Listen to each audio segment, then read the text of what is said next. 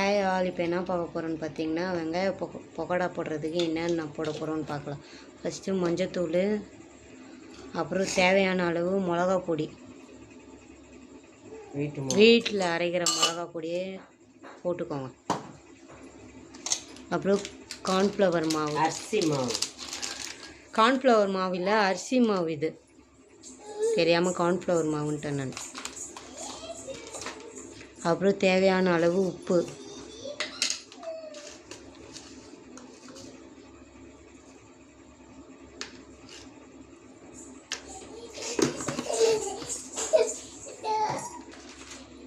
அப்புறம் கடலை மாவு,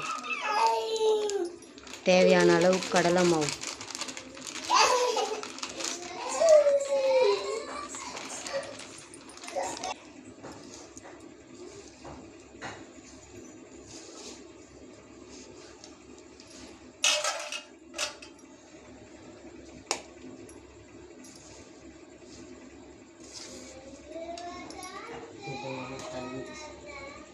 திடமான தண்ணி, தேவையான அளவுக்கு தண்ணி ஊற்றி அப்படியே கலரின்னே இருக்கணும்.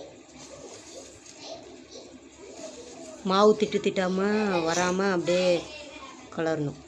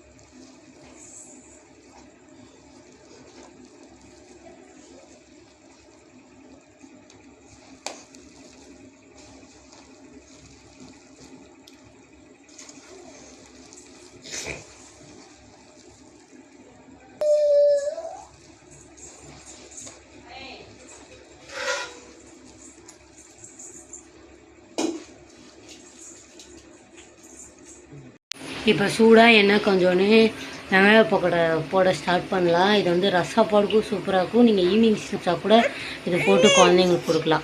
வெளியில் வாங்கி தராமல் இது கூட போட்டு கொடுக்கலாம்.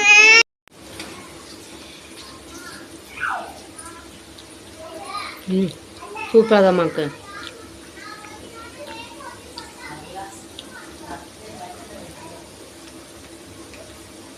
மொறுன்னு சூப்பராக.